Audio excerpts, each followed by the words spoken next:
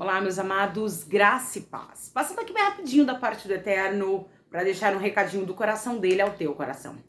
Eu não sei como foi o teu dia anterior, à noite, nem como foi essa madrugada. Mas eu vim dizer para você que da parte do Eterno há uma resposta ao teu coração. E o tempo do que Deus fala e o tempo do cumprimento, nós precisamos continuar a fazer tudo aquilo que nos sobrevém sobre a nossa mão. O tempo da espera, eu costumo dizer que é um tempo que dói, é um tempo que machuca.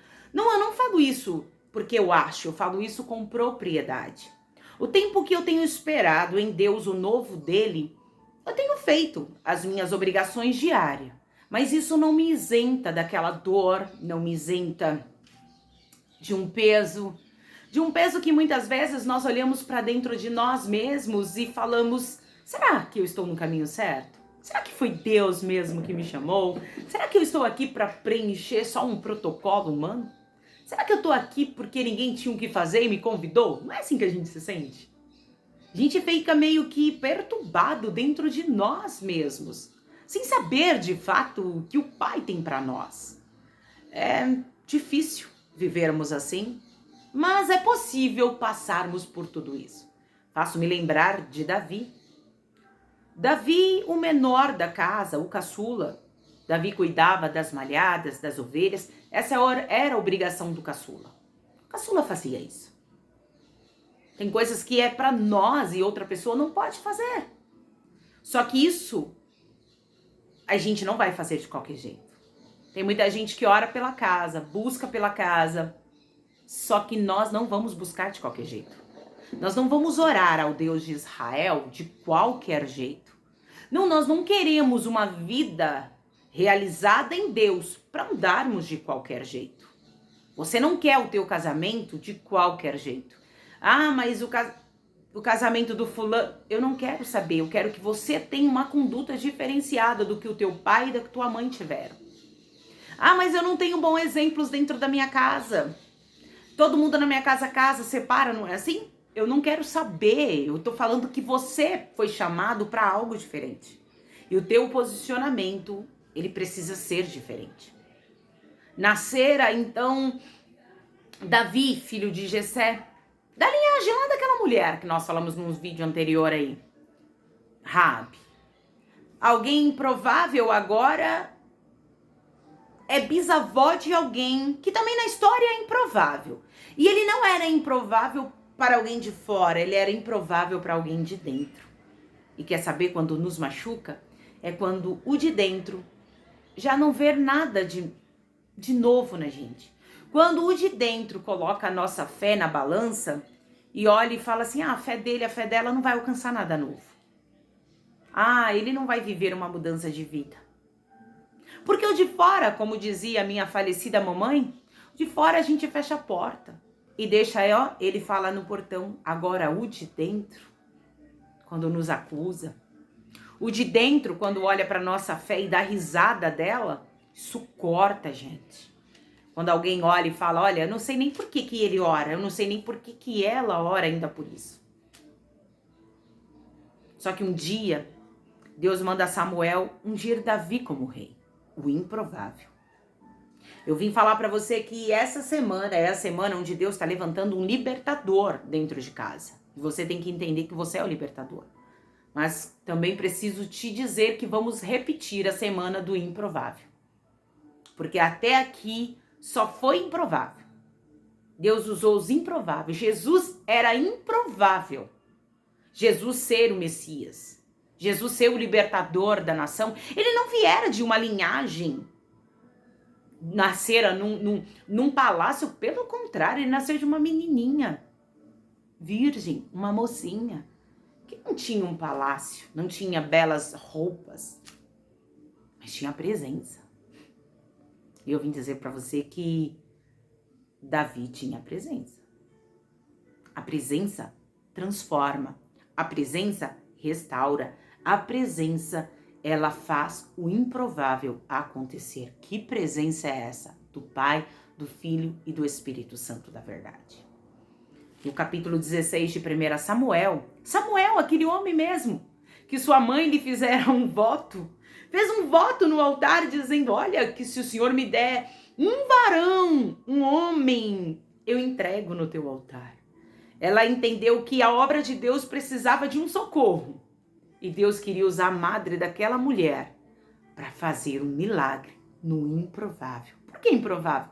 Porque Deus havia cerrado a madre de Ana.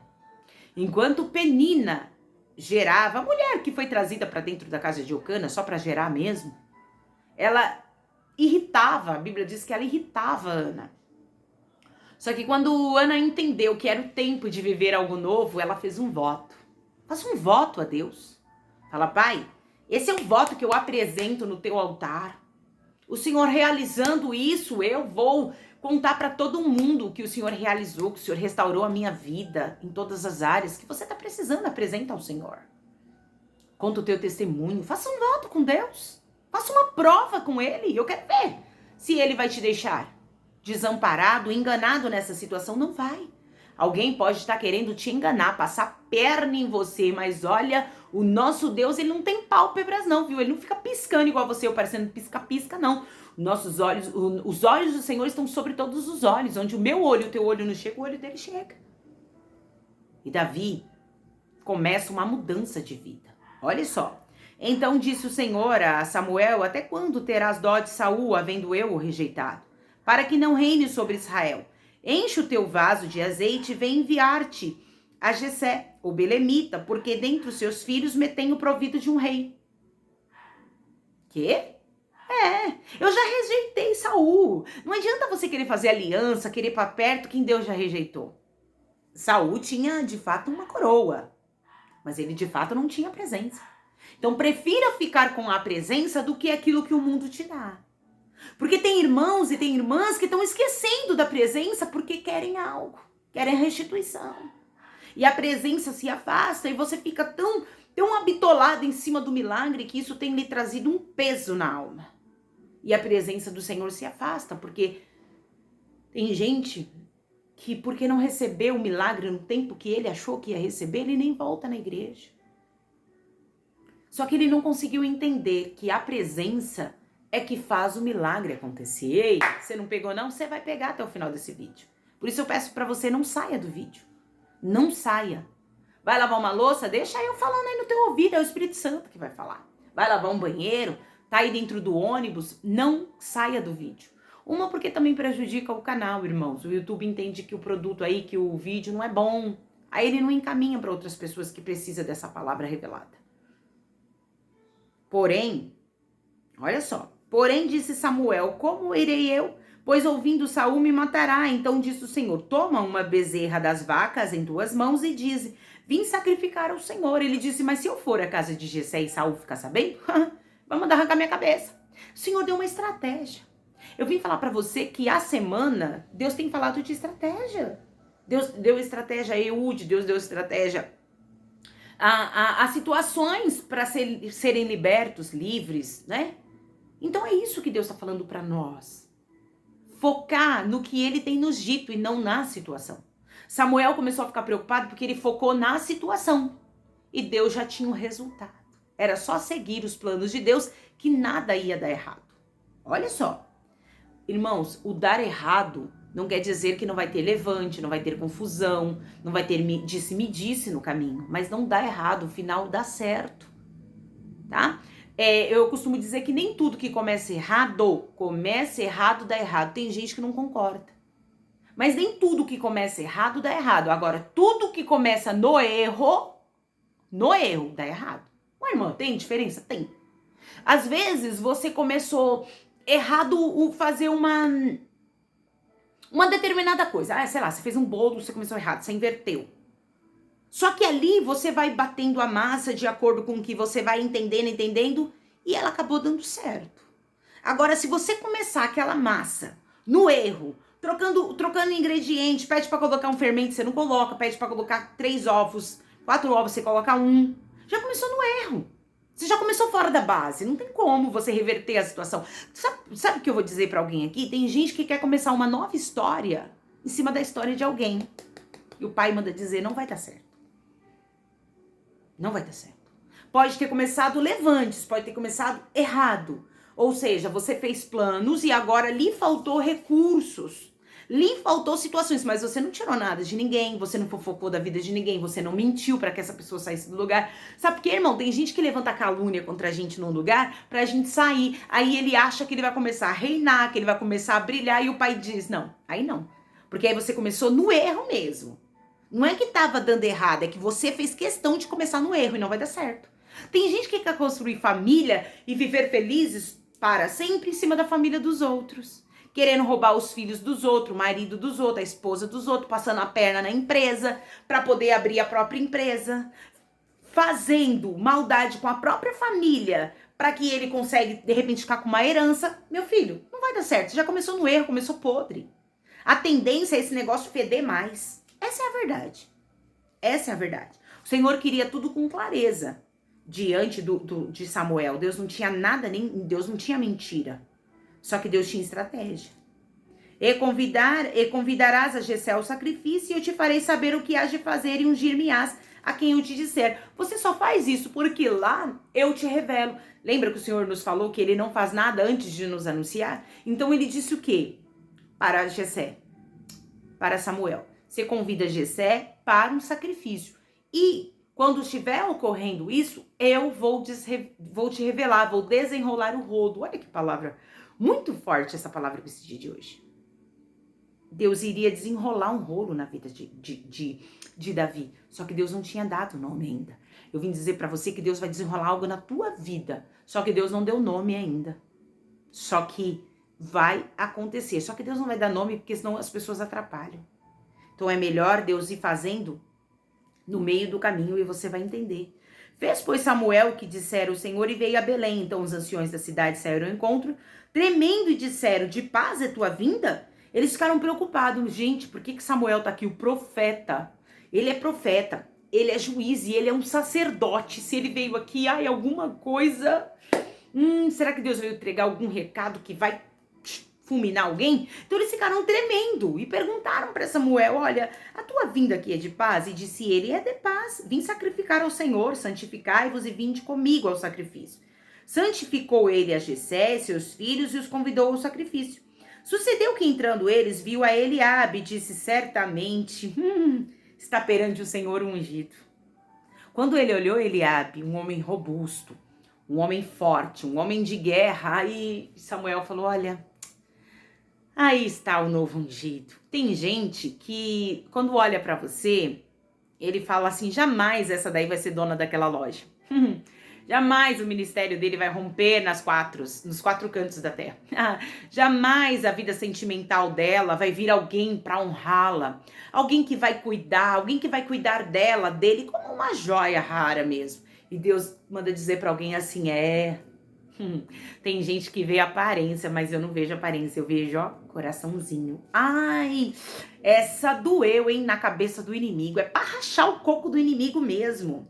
Porém o Senhor disse a Samuel, não atentes para a sua aparência, nem para a altura e nem para a sua estatura, porque eu tenho rejeitado. Porque o Senhor não vê como o homem, pois o homem vê o que está diante dos olhos, porém o Senhor olha o coração.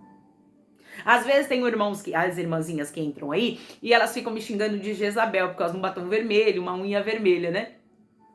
Mas Jezabel, na verdade, não era nem por causa da pintura, porque as mulheres usavam pintura, usavam adornos, enfeites, sabe? Jezabel, ela era mesmo tida na Bíblia porque ela era uma mulher controladora. E ela passava por cima de qualquer pessoa e de qualquer situação para ter aquilo que ela queria. Ela oferecia sacrifício aos deuses estranhos para destruir alguém, digamos assim. Como algumas pessoas fazem. Leva seu nome lá na beirada da esquina para os deuses dela destruir o inimigo. Só para os deuses dela destruir a tua vida. Através da ação do inimigo. Mas ela não sabe que Deus está olhando, não. Que tem um Deus todo-poderoso. Que tudo vê, que tudo sabe. Então Jezabel é essa representação. Mas enfim, né? Deixa elas me chamarem de Jezabel. Não tem problema não. O YouTube filtra, às vezes, ele coloca algumas coisas pra gente, às vezes ele deixa aí, chega a notificação, eu removo também, mas enfim. Porém o Senhor disse a Samuel, não atentes, né, pra aparência. Então chamou Jessé Abinadab e fez passar diante de Samuel o qual disse, nem a este tenho escolhido o Senhor. Aí passou Abinadab. Eram homens fortes, robustos, tá? Homens de guerra, homens preparados. Então, de uma certa forma, se eles fossem ungidos a rei, poderia, né? Fisicamente, pelo que eles tinham, pelo tempo de guerra que eles tinham, que aqui eles já eram maiores de idade. Davi era abaixo de 20 anos, os irmãos eram acima. Então, eles podiam estar na guerra, Davi não. Davi tinha que cuidar dos pastos mesmo, sempre estar auxiliando o pai com alguma coisa, porque Davi era o caçula. Então fez passar Samá, porém disse, tão pouco a este tenho escolhido o Senhor. Passou. Ei, pode passar quem for, irmão, o que é teu. Não fica na mão do outro. O outro pode até achar que é meu, vai fazer igual Samuel, quando viu Eliabe. Achou logo que ele era o cara. E Deus disse, ei, tu tá olhando com o olho do homem, tu não tá olhando com o meu olho não, viu? Eu não vejo do jeito que você vê, não. É o pai dizendo, olha, tem alguém aí que até achou que ia ficar com o que é teu. Mas pode ficar tranquilo, que não fica. Tá separado pra você. O óleo vai descer na tua cabeça, a bênção vai chegar pra você. Assim fez passar Jessé seus 7 filhos diante de Samuel. Porém Samuel disse a Jessé, o Senhor não tem escolhido a estes. Eu acho que Samuel lá dentro ficou assim, oxente, Deus disse que ia levantar o rei daqui de dentro. Agora passou 7 filhos. E Deus não escolheu ninguém. Será que eu tô ficando caduco e tô vendo coisa? Porque tem hora que a gente fala isso. Gente, será que aquela revelação era pra mim mesmo? Será que aquela pessoa não foi usada da carne? Porque tudo que ela falou não tá acontecendo. Será que ela falou pela emoção? Ou será que ela era a pessoa que tava do meu lado e ela se confundiu e falou pra mim? Eu já fiz isso no começo da minha caminhada. E eu falei um dia pra Deus, será que aquela mulher entregou aquele recado pra mim? Será que aquele homem falou comigo mesmo? Será que não era a pessoa do lado e ele se enganou? Aí até que o pai me respondeu, através de outra pessoa, e disse, não, fui eu que te ungi, foi eu que te separei, foi eu que te chamei. Eu não me confundo, não. Então a unção que está sobre você, Deus te deu. Deus não é Deus de confusão, não, irmão. Eu ungi ele, não é pra ungir. Não, pode ficar tranquilo. Pode ficar tranquilo, é você. Deus chamou você dentro da tua casa para ser a diferença. Eita, xarabacanta labás. Deus está dizendo para alguém aqui, é sobre você que eu coloquei a unção. Para mudar a história da tua família. Disse mais Samuel a Jessé, acabaram-se os mancebos? Perguntou, né? E disse, ainda falta o menor. Eis que apacenta as ovelhas. Mas o menor tinha nome, não deram nome. O menor estava trabalhando, o menor não estava ocioso olhando. Não, irmão. Só que o que Davi fazia não tinha importância. Embora todos os menores tinham que passar por essa função. Só que tem gente, irmão, que tem coisas que ele já viveu, que hoje você vive, que ele não entende a tua dor. Que para ele você não tem importância, que para ele você tá fazendo uma tempestade num copo d'água, mas ele já passou por isso. Ele tá fazendo isso daí, mas isso daí não tem serventia nenhuma, não, ele não vai mudar. Só que ele passou por isso e ele mudou de vida. Agora, quando é você, ele acha que você vai ficar na mesmice. Nem nome deram, o próprio pai não deu nome. Falou, tem um menorzinho aí da casa mesmo, mas ele tá apacentando as ovelhas. Disse, pois, Samuel a Jessé, envia e manda-o chamar, porquanto não assentaremos em roda da mesa até que ele venha aqui. Só que ali já tinha um banquete servido.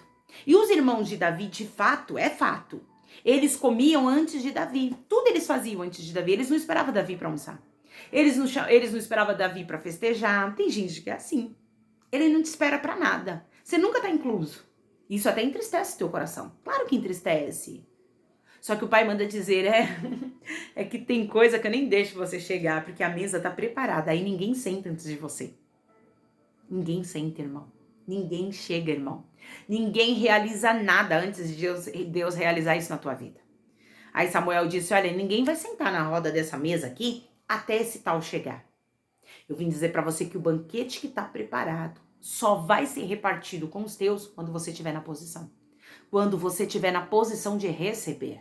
De Deus ser reconhecido na tua vida. Porque aqui não era Davi que ia ser reconhecido. Era Deus. O Deus de Israel. O Deus que falava com Samuel, gente. Não é demais. Um Deus que falara cara a cara com Moisés. Agora se manifestou na vida de Davi. Isso é para aplaudir Deus de pé. Isso é para dizer santo, santo, santo é teu nome. Essa é a verdade. Faça um culto na tua casa. Faça um culto no lugar que você tá. Dê um glória, dê um aleluia. Que forte isso. É muito forte. Então mandou em busca ele e o trouxe. Era ruivo, ruivinho fora do comum, né? Ele tinha um probleminha genético. As pessoas falam que quem é ruivo porque teve um probleminha genético. Eu queria ter esse problema genético. De genética, aí ser ruivo, hein? Coisa linda. E formoso de semblante e de boa presença. Só que ele era pequenininho. Davi não era robusto. Davi não tinha estatura como seus irmãos. Só que a Bíblia vai dizer que ele era ruivo, então ele era diferente. Formoso, olha só. De semblante, então ele era bonito. E de boa presença. A forma que ele já chegava como um homenzinho. Dá a entender aqui que ele já chegava como se ele fosse um rei mesmo. Porque tem gente que entende que não é pelo que tem, é pelo que é. Porque, na verdade, irmão, nós não somos o que temos, nós somos o que somos aqui dentro. É diferente ter e ser. Prefira ser do que ter. Ter é consequência do que eu sou. Quando eu sou uma pessoa má, a minha consequência é má, né? Então eu tenho atitudes má. Quando eu procuro plantar e agir com bondade, a minha consequência automaticamente é de transmitir bondade. Ser bom não é ser bobo, tá? Calma lá, porque tem gente que não é bom, tem gente que é bobo. Então, peça pro Senhor te acordar. Olha só. E disse o Senhor, levanta-te. Aí falou aí Samuel ficou lá sentadinho, né? Esperando que fosse chamar o menino.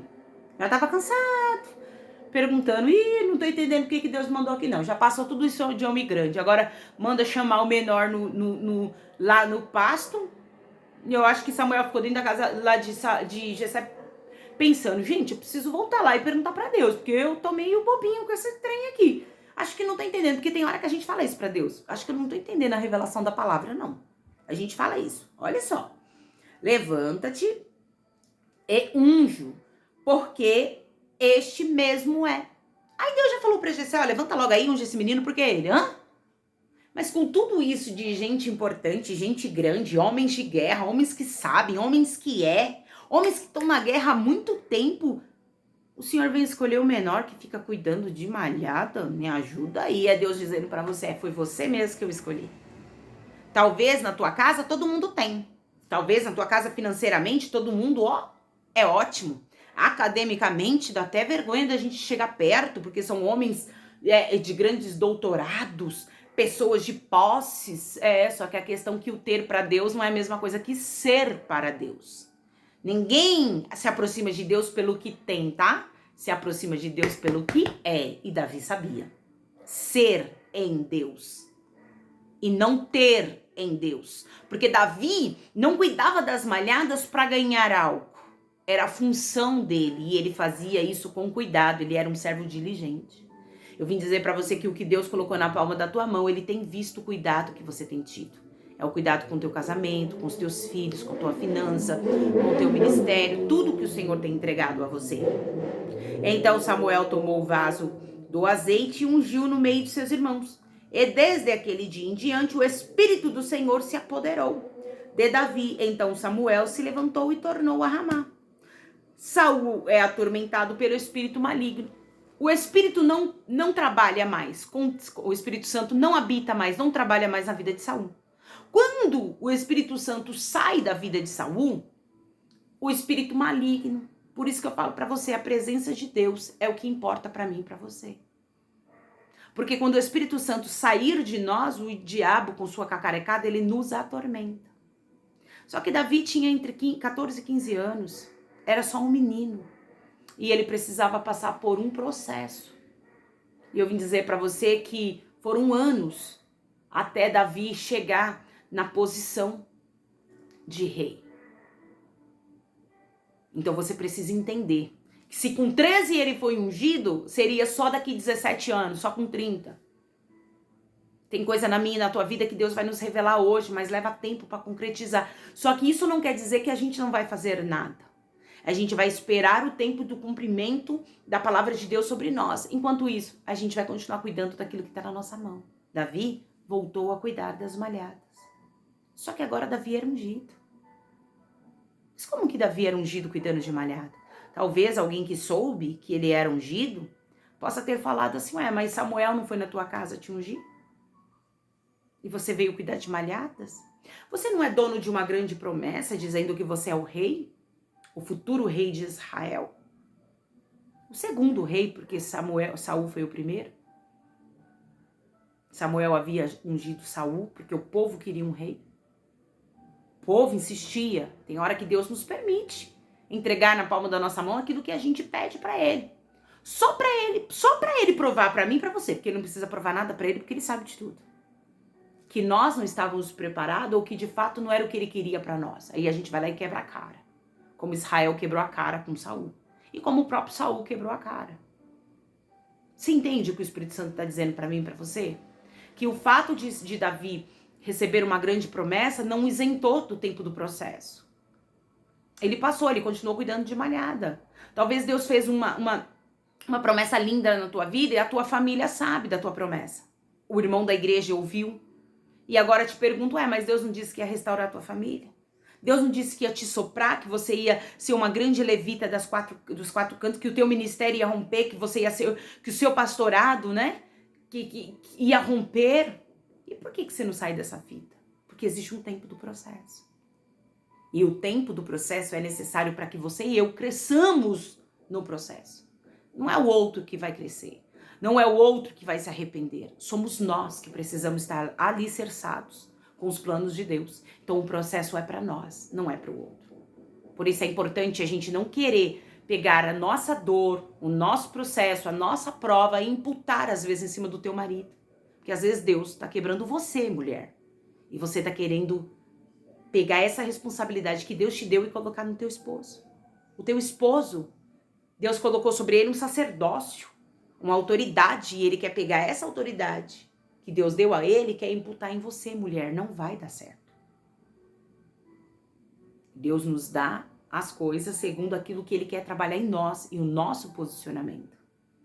É por isso que a gente vê muitas vezes lares destruídos e não vivemos promessas de Deus. Porque o próprio cabeça da casa, com a sua adjuntora, com seu governo, com sua esposa, cria uma rivalidade entre o casal. E isso reflete nos filhos. Por isso precisamos estar alicerçados. Ou grandes homens com ministérios lindos, vão à ruína porque querem agir segundo a emoção deles e não segundo o que Deus quer. Eles não respeitam o processo. Não respeitam o processo da ovelha. Essa ovelha está no processo de ser lapidada, cuidada. Se o seu pastor no teu ministério está num tempo que Deus está lapidando, está consertando, não coloque a mão no projeto de Deus. Porque você implica o trabalhar de Deus. E automaticamente você começa a acarretar coisas para você que nem era sua. Era uma briga que não era sua. Então Davi não queria se meter. Davi foi ungido e ele voltou a fazer. O tempo de espera não quer dizer que você e eu não vamos fazer nada. Nós não vamos fazer em cima daquilo que Deus nos fez passar pelo processo. E nos mandou esperar. As outras coisas a gente vai fazer. Vai trabalhar, vai estudar, vai cozinhar, vai lavar, vai passar, vai cultuar, vai chorar, vai jejuar. Mas e aquilo que Deus nos deu promessa? Aquilo a gente só cabe respeitar o tempo de Deus, passar pelo processo. E Davi passou pelo processo. Só que enquanto Davi cuidava de ovelhas, enquanto Davi protegia suas ovelhas, ele matava urso, ele matava leão, tudo em oculto. Que eu vim dizer pra você que quando ele se apresenta lá na frente diante daquele filisteu, ele já estava preparado para enfrentar um homem tão grande. Por quê? Porque ele já tinha enfrentado um leão e urso. Ele já tinha socorrido as ovelhas dos penhascos, se colocado. Olha, imagino eu, minha cabecinha às vezes ela cria umas imaginaçãozinha até boa. Imagino eu, Davizinho, segurando naquelas raízes que ficava por aqueles pedregulhos. Porque, irmãos, até ele levar as ovelhinhas para comer o matinho, ele tinha que passar por grande vale, porque a terra era seca. Então, para ele chegar numa grama para dar para aquelas ovelhas nos pastos verdejantes, ele passava por seca. Por isso que ele escreve o Salmo 23. É a representação da própria vida dele. Então, ele sabia que para a ovelha desfrutar de um bom alimento, ele ia ter que passar por pedregulhos. Imagino eu, quando ele passando por aquele pedregulho, quando uma ovelhinha rebelde queria ir na frente, queria sair, porque não é assim que a gente às vezes faz, sair do meio do caminho daquilo que Deus nos deu. Essa é a verdade. Então eu imagino ele pegando nas raízes daquelas plantas secas, aqueles arbustos secos, típicos de lugares, né, desertos, segurando com um cajadinho, a ponta do cajadinho viradinha, para puxar a ovelhinha, para que ela voltasse para o caminho. Não para feri-la, mas para paralisar. O Pai não coloca a gente no processo para nos ferir, mas Ele precisa nos pôr num processo para nos paralisar, para que a gente entenda que o tempo dele trabalhar nas nossas vidas é necessário passarmos. Davi sabia o que era cuidar de alguém de perto, e Deus sabia o coração daquele menino. Eu vim dizer para você que talvez alguém está te olhando de fora, te julgando, dizendo, esse daí não vai ser nada, não, porque a vida que ele leva, a condição financeira que ele tem, a aparência dele, não é nada. Só que julgaram Davi pela aparência, pelo tamanho, por aquilo que lhe faltava experiência. Só que a experiência de Davi era adquirida no deserto, sozinho. De fato, Eliabe, de fato os irmãos eram animosos dentro da guerra, porque eles tinham outros amigos. Então anima, né? O que eu quero dizer é que anima. Às vezes a gente tem muita gente pra guerra. Só que eu vim dizer pra você que Davi estava sozinho. O Senhor é meu pastor, nada me faltará. Davi estava dizendo, o Senhor é meu pastor, nada me faltará. Não vai me faltar. Só que os irmãos de Davi tinham pessoas perto pra cuidar. Porque era um exército que eles estavam no tempo de guerra.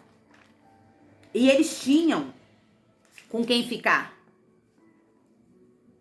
Só que o Senhor fala para Samuel, não te atentes para a aparência nem para a altura da estatura, porque o tenho rejeitado. Você consegue entender que o próprio profeta se enganou? Tem gente que olha para você, tem até unção de Deus, mas ele fala, olha, você não vai dar em nada, porque você não tem desenvoltura, você não é bonito, você não é bonita, você não tem dinheiro. Porque quando Jessé viu toda aquela beleza, todo aquele tamanho de Eliabe, ele se encantou, ele disse, olha, certamente tá facinho hoje, já ungiu o rei, o pai tá falando, não, eu não vejo assim. Não se atente para o que você vê. Então chamou Jessé Abinadab, Deus não estava no negócio. Chamou Samar, não estava no negócio. Mas Deus estava com quem, de fato, não tinha nada de aparência robusta, grande, de guerreiro. Só que o deserto estava forjando um caráter de vencedor. Por isso que eu falo para você, irmão, ninguém cresce no tempo de alegria. Cresce no tempo de dor. É no tempo do teu deserto que você está crescendo. É nesse tempo que tem hora que a gente dá vontade de encostar a nossa fé. De tanto levante, de tanto problema, a gente dá vontade de abandonar a fé. Não é isso? Só que é esse tempo que Deus está fazendo você e eu crescermos. Porque os irmãos de Davi, crescer era notório. Ele estava do lado de Saul, um homem de guerra. Um homem que sobressaía. Até seu corpo sobressaía mesmo. Que dá a entender que de cima, né? O lado de cima era até maior do que o de baixo, mas era um homem formoso. Era um homem bonito. Era um homem que chamava a atenção e encantava por onde passava. Mas não tinha presença. Então, crescer no meio da guerra, visto por todos, é fácil. Aplaudidos por todos, é fácil. O que o Pai está dizendo para mim, para você, eu vou te levantar aí no meio desse deserto que você tem vivido. Você é o libertador de uma nova geração, de um novo projeto que eu já coloquei no teu coração. E eu sei que dói o tempo da espera. Deus lança sobre nós tantas palavras bonitas, tanta revelação, profetiza sobre as nossas vidas um tempo de paz, um tempo de cura, um tempo de alegria, um tempo de festa. E quando a gente sai da igreja, a gente volta para o nosso deserto. Ou quando a gente sai de um vídeo desse, que a gente vai olhar para a nossa realidade, nossa, a minha também. E a gente fala, Senhor, será que aquele vídeo era para mim mesmo? Será que o Senhor estava falando comigo mesmo? É o Pai dizendo para você, E hoje ficou aqui o tempo de um culto. Por isso que é importante você assistir do início ao final. Porque tem coisas que Deus vai entregar no final. Coisas que você queria ouvir no início. Mas é um processo. E a palavra de Deus, antes dela nos entregar algo, ela vai nos curando, ela vai nos exortando, ela vai às vezes até nos chacoalhando. Pra gente poder tirar de nós tudo aquilo que não presta. Frutos que já estão podres, grudados em nós. Sabe, irmão? Folhinha seca. Coisas que não tem mais estar conosco. É necessário a gente deixar muitas coisas para que esse novo fruto de Deus venha sobre nós e nos invada. Fica com essa palavra abençoada, sentindo da parte do Eterno, ou se de fato o irmão quiser, a irmã quiser, compartilha esse vídeo, deixa seu like, nos ajuda a evangelizar outras pessoas.